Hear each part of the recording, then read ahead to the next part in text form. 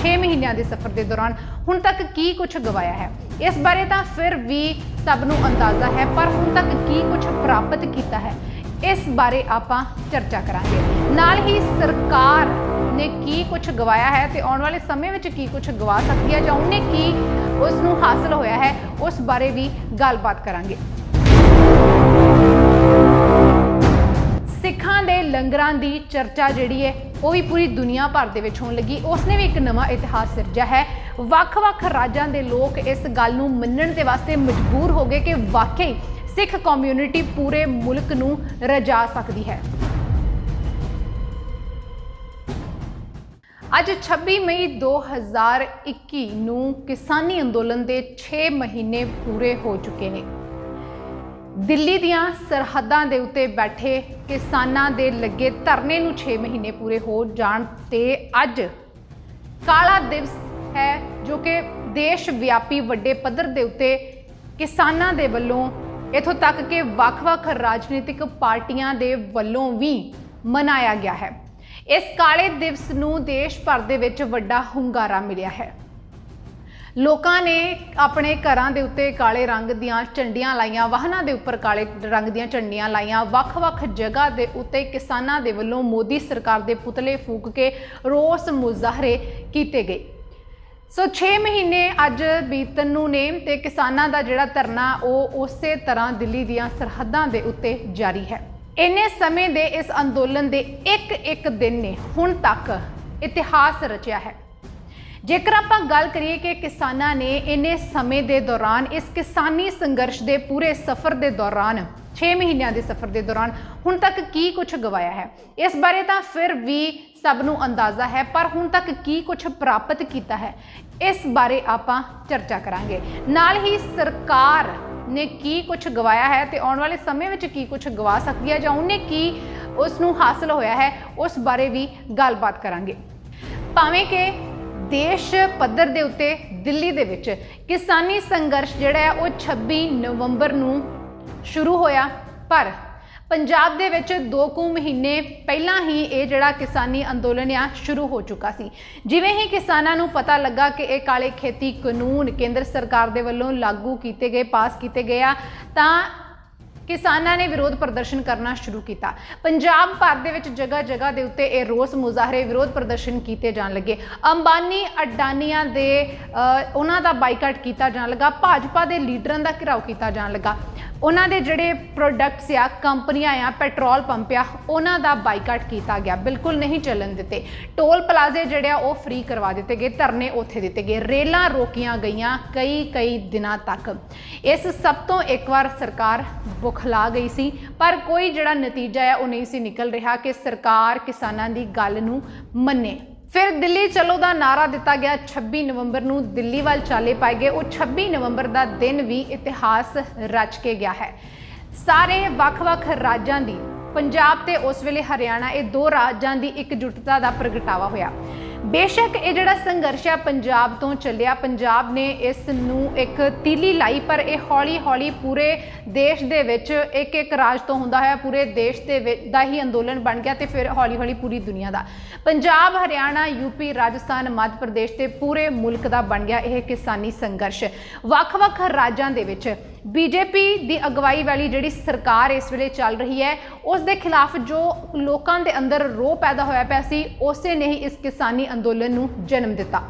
ਇਸ ਕਿਸਾਨੀ ਅੰਦੋਲਨ ਦਾ ਕਰਕੇ ਪੰਜਾਬ ਇੱਕ ਵਾਰ ਫਿਰ ਤੋਂ ਚਰਚਾ ਦੇ ਵਿੱਚ ਬਣਿਆ ਹੋਇਆ ਹੈ। ਪੰਜਾਬ ਦੇ ਨੌਜਵਾਨ ਜਿਨ੍ਹਾਂ ਨੂੰ ਨਸ਼ੇੜੀ ਕਿਹਾ ਜਾ ਰਿਹਾ ਸੀ, ਉਹਨਾਂ ਹੀ ਨੌਜਵਾਨਾਂ ਨੇ ਪੁਲਿਸ ਦੇ ਜਿਹੜੇ ਵਾਟਰ ਕੈਨਨ ਆ ਉਹਨਾਂ ਦਾ ਸਾਹਮਣਾ ਕੀਤਾ। ਪਾਣੀ ਦੀਆਂ ਬੁਛਾੜਾਂ ਨੂੰ ਆਪਣੀਆਂ ਹਿੱਕਾਂ ਤਾਣ ਕੇ ਖੜ ਗਏ ਤੇ ਉਹਨਾਂ ਦਾ ਸਾਹਮਣਾ ਕੀਤਾ। ਵਾਟਰ ਕੈਨਨਾਂ ਦੇ ਮੂੰਹ ਤੱਕ ਮੋੜ ਦਿੱਤੇ, ਪੁਲਿਸ ਦੇ ਅਤਿਆਚਾਰਾਂ ਦਾ ਸਾਹਮਣਾ ਕੀਤਾ। ਤੇ ਫਿਰ ਸਿੱਖਾਂ ਦੇ ਲੰਗਰਾਂ ਦੀ ਚਰਚਾ ਜਿਹੜੀ ਹੈ ਉਹ ਵੀ ਪੂਰੀ ਦੁਨੀਆ ਭਰ ਦੇ ਵਿੱਚ ਹੋਣ ਲੱਗੀ। ਉਸਨੇ ਵੀ ਇੱਕ ਨਵਾਂ ਇਤਿਹਾਸ ਸਿਰਜਿਆ ਹੈ। ਵੱਖ-ਵੱਖ ਰਾਜਾਂ ਦੇ ਲੋਕ ਇਸ ਗੱਲ ਨੂੰ ਮੰਨਣ ਦੇ ਵਾਸਤੇ ਮਜਬੂਰ ਹੋ ਗਏ ਕਿ ਵਾਕਈ ਸਿੱਖ ਕਮਿਊਨਿਟੀ ਪੂਰੇ ਮੁਲਕ ਨੂੰ ਰਜਾ ਸਕਦੀ ਹੈ। ਵਿਰੋਧੀ ਇਸ ਗੱਲ ਤੋਂ ਪਰੇਸ਼ਾਨ ਸਨ, ਤੰਗ ਸਨ ਕਿ ਇਹਨਾਂ ਦੇ ਕੋਲ ਇੰਨਾ ਰਾਸ਼ਨ ਕਿੱਥੋਂ ਆਉਂਦਾ ਹੈ। ਸਰਕਾਰ ਨੂੰ ਇਸ ਗੱਲ ਦੀ ਬਿਲਕੁਲ ਵੀ ਭਾਂਤ ਵੀ ਨਹੀਂ ਸੀ ਕਿ 6 ਮਹੀਨਿਆਂ ਤੱਕ ਕਿਸਾਨ ਇੱਥੇ ਬੈਠੇ ਰਹਿ ਸਕਦੇ ਨੇ, ਪਰ 6 ਮਹੀਨੇ ਬੜੀ ਚੜ੍ਹਦੀ ਕਲਾ ਦੇ ਵਿੱਚ ਕਿਸਾਨਾਂ ਨੇ ਦਿੱਲੀ ਦੀਆਂ ਸਰਹੱਦਾਂ ਉੱਤੇ ਕੱਟੇ ਨੇ। ਬੇਸ਼ੱਕ ਕੇਸਰੀ ਨਿਸ਼ਾਨ ਸਾਹਿਬ ਦੇ ਉੱਤੇ ਸਵਾਲ ਵੀ ਉਠਾਏ ਗਏ, ਬੇਅਦਬੀ ਦੇ ਮਾਮਲੇ ਵੀ ਸਾਹਮਣੇ ਆਏ।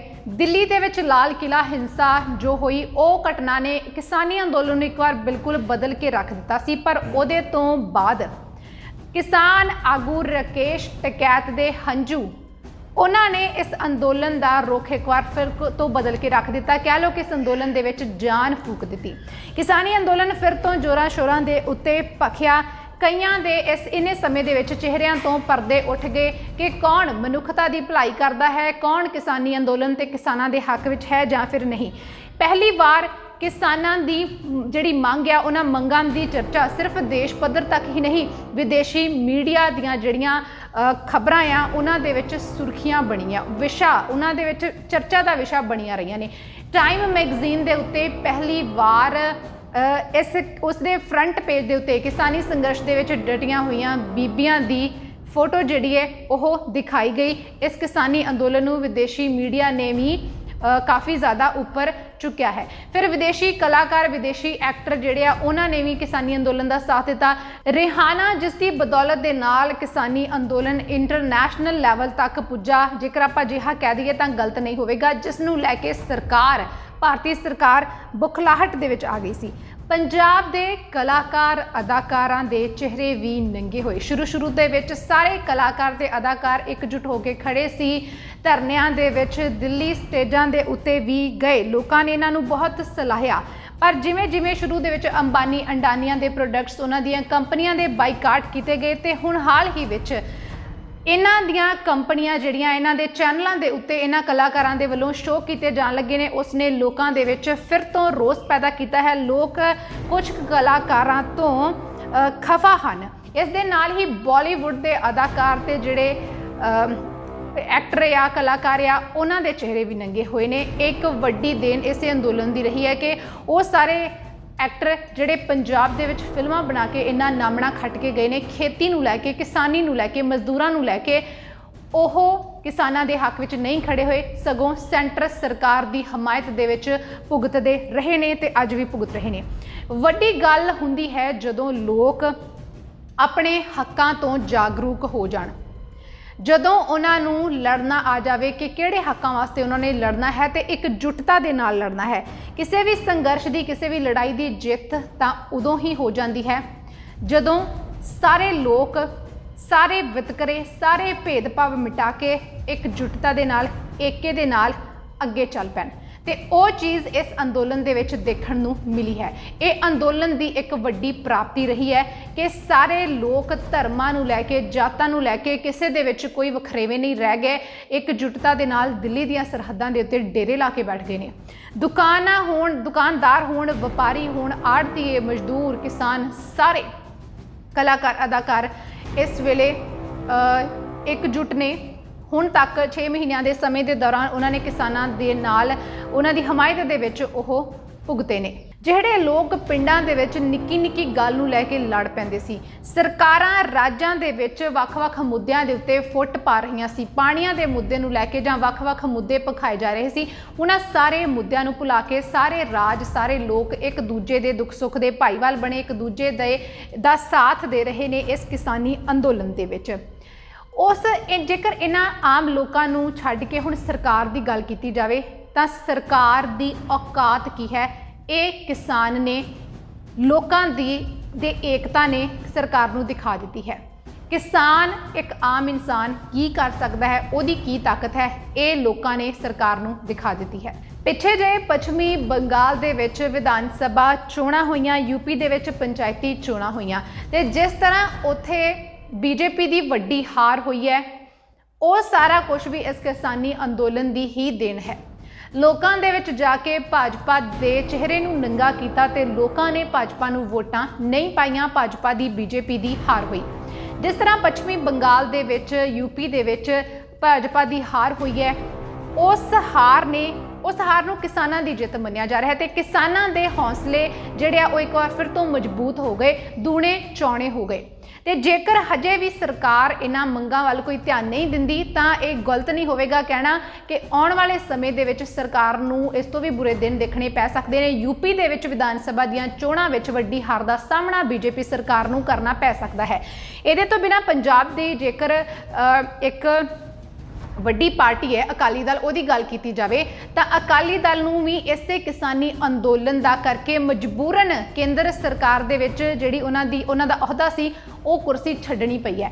ਉਸ ਤੋਂ ਬਾਅਦ ਬੀਜੇਪੀ ਦੇ ਨਾਲੋਂ ਆਪਣਾ ਜਿਹੜਾ ਨਾਤਾ ਆ ਰਿਸ਼ਤਾ ਨਾਤਾ ਉਹ ਤੋੜਨਾ ਪਿਆ।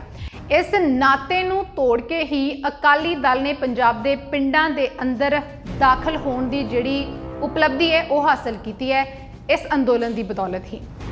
फिर सरकार लोगों की किन्नी कुछ सकी है एक गल लोगों को समझ आ गई। सरकार होवे या कोई भी पार्टी है, चाहे कांग्रेस या अकाली दल या आम आदमी पार्टी है, बीजेपी पार्टी है या कोई भी होर, लोगों ने इन्हां सारियां पार्टियां दा बाईकाट किया, इन्हां तो किनारा कर लिया, पर इन्हां नूं फिर भी बख्शिया नहीं, एक पासे छड़ नहीं दिता। किते भी इन्हां दे जिहड़े लीडर आ उन्हां दे घिराव कीते जाण लगे, इत्थों तक कि लीडर किसानां तो खौफ दे विच आ गए, डर दे विच आ गए। जिथे किथे किसानां नूं पता लगदा कि किसी लीडर की गड्डी आ रही है, लीडर ने उतरना है, तो पहलां ही कालियां झंडियां लैके किसान उत्थे पहुंच जाते हैं उन्हां दा विरोध करने वास्ते। ते जदों किसी भाजपा लीडर नूं पता लगता है कि इत्थे किसान ने इकट्ठे होए पे ने तां उत्थों वो फटाफट खिसकन दी करदे ने। किसानां ने अपणियां स्टेजां दे वल, किसान मोर्चे दीयां स्टेजां वल इन्हां सियासी बंदियां नूं फरकण भी नहीं दिता, देखण भी नहीं दिता, उन्हां दे उत्ते चढ़न तक नहीं दिता। यानी कि एक आम किसान ने इस किसानी अंदोलन नूं सियासी रंगत नहीं चढ़न दिती। सो इस अंदोलन ने सिर्फ ते सिर्फ सरकार दियां किसान जां खेती मारू नीतियां नूं ही उजागर नहीं किया, सगों सरकार दियां बाकी जिहड़ियां माड़ियां नीतियां आ उन्हां दे उत्ते भी वड्डे सवाल खड़े कर दिते ने, जिन्हां दा सरकार दे कोल कोई जवाब नहीं है। इत्थों तक कि खेती ऑर्डीनेंस कानून क्यों पास किए जा रहे हैं, क्यों लागू किए जा रहे हैं, उन्हां दे विच जिन्नियां खामियां आ उन्हां दे भी कोई पुख्ता ते सही जवाब केंद्र सरकार नूं नहीं आए। यही अंदोलन आ जिसने खेती खेतर दियां जिन्नियां खामियां आ उन्हां नूं भी उजागर किया, लोग जागरूक होए। खास करके बिहार की आपां बिहार राज की गल कर लीए तो उत्थे जिवें ही APMC एक्ट है जिहड़ा वो खत्म किया, उहदे तो बाद उत्थों के किसानां दी जिहो जिही माड़ी दशा होई पई है उस नूं देशवासियों के ध्यान विच लिआंदा गया। लोग जान गए कि जेकर इत्थे भी खेती कानून लागू कर दिते तां इत्थों के किसान जिहड़े कि राजे मने जांदे ने, ऐशो आराम की जिंदगी जीउंदे ने, लोकां नूं रजाउंदे ने, दुनिया नूं रजाउंदे ने, उन्हां दी हालत जिहड़ी आ बिहार वर्गी हो जाएगी। किसानी अंदोलन के दौरान हुण तक देश ने 6 महीनों के समय दौरान गवाया की है। अनेकां ही नौजवान ते बजुर्ग किसानां उत्ते परचे दर्ज किए गए, उन्हां नूं जेलां विच डकिया गया। करीब 500 किसान इन्हां 6 महीनों के अंदर अंदर दिल्ली दीयां सरहदां उत्ते शहीद हो गए, जो कि उन्हां दे परिवारां वास्ते कदे ना पूरा होने वाला घाटा है। इस सब के बावजूद भी किसानां ने अंदोलन विचले इकट्ठ नूं ही पहल दी। गर्मी, सर्दी, मीह, झक्खड़, हनेरी, गड़ेमारी सब के बावजूद परेशानियां दा चढ़दी कला दे नाल सामना करते हुए किसान हजे भी उत्थे डटे हुए ने। सरकार वालों अंतां दे यतन किए जा रहे ने उन्हां नूं कमज़ोर करन दे, पर जो हजे तक कामयाब नहीं हुई वो अगे भी किवें हो सकती है। किसानां दे एके, उन्हां दी चढ़दी कला, हिम्मत, कुर्बानी, दलेरी, भाईचारक सांझ, निग अते प्यार भरी है ये दास्तां, जिसने एक विलखण इतिहास सिरजा है अते अगे होर की कुछ होना है वो आउण वाला समा दसेगा। सरकार अपने हंकार नूं, अपनियां मजबूरियां नूं नहीं तोड़ना चाहुंदी, अपनी मजबूरी दसदी हुई मंगां नहीं मन रही, पर किसानां दी अते इस अंदोलन दी नैतिक तौर उत्ते तां जित हो चुकी है, जो कि आउण वालियां सरकारां नूं भी आम जनता दी ताकत तो जाणू करवाउंदी रहेगी।